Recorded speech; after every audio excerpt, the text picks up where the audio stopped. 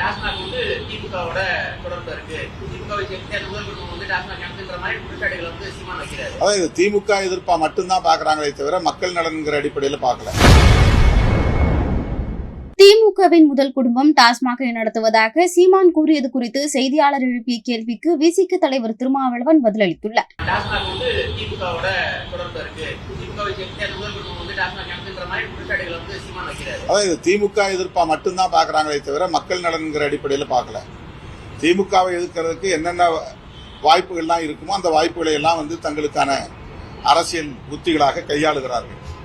திமுக எதிர்ப்பு என்பது அவர்களுக்கான கட்சி செயல் திட்டமாக இருப்பதிலே யாருக்கும் மாற்று கருத்து இல்லை, அது இருந்துவிட்டு போகட்டும். ஆனால் கல் உண்பது உடலுக்கு நல்லதா, உடல் நலத்திற்கு நல்லதா என்பதை பொதுப்படையாக சிந்திக்க வேண்டும். கல்லிறக்கும் தொழிலாளர்கள் இருக்கிறார்கள் தமிழகத்திலே என்றால் அவர்களுக்கு மாற்று தொழிலுக்கு வழிகாட்ட வேண்டும். அவர்கள் கல்லிறக்கும் தொழிலாளர்கள் என்பதனால் அதே தொழிலை மீண்டும் அவர்கள் செய்ய வேண்டும் என்று அதற்கான வசதிகளை ஏற்பாடு செய்வது ஏற்புடையதல்ல.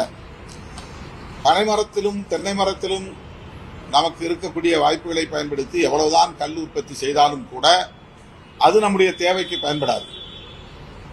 ஆகவே இறக்குகிற கல்லில் கலப்படம் செய்தால் மட்டும்தான் அதை தாக்குப்பிடித்து ஓட்ட முடியும்.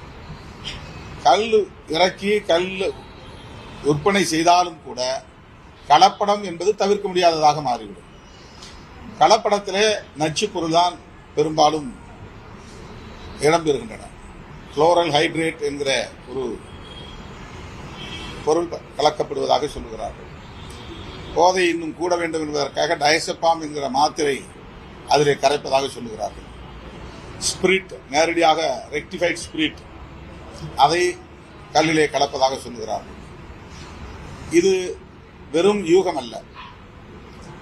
நடைமுறை சாத்தியங்களை நாம் ஆய்வு செய்து பார்த்தால் இன்றைக்கு நமக்கு இருக்கிற அனைத்து மரங்களிலும் 24 மணி நேரமும் 365 நாளும் கல் மட்டுமே இறக்கினால் கூட நம்முடைய தேவைக்கு போதாது. காய்க்க வேண்டும் என்று விரும்புகிறவர்கள் வருடம் முழுவதும் கல் இறக்குவதற்கு அனுமதிக்க மாட்டார்கள். ஒரு ஆண்டு கல் இறக்குவதற்கு அனுமதித்தால் அடுத்த ஆண்டு காய்ப்பதற்கு ஏற்பாடு செய்வார்கள். மரங்கள் பூக்க வேண்டும், காய்க்க வேண்டும்.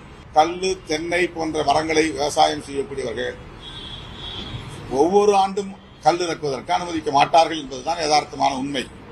இந்த நிலையில அதை ஒரு உணவு என்று சொல்லி அதை பயன்படுத்தி திமுகவையும் திமுக ஆட்சியையும் விமர்சிக்க பயன்படுத்திக் கொள்ளலாமே தவிர அது உண்மையில் மக்கள் நலன் சார்ந்த கோரிக்கை அல்ல. செய்திகளை உள்ளது உள்ளபடி தெரிந்து கொள்ள ரெஃப்ளெக்ட் நியூஸை சப்ஸ்கிரைப் பண்ணுங்க.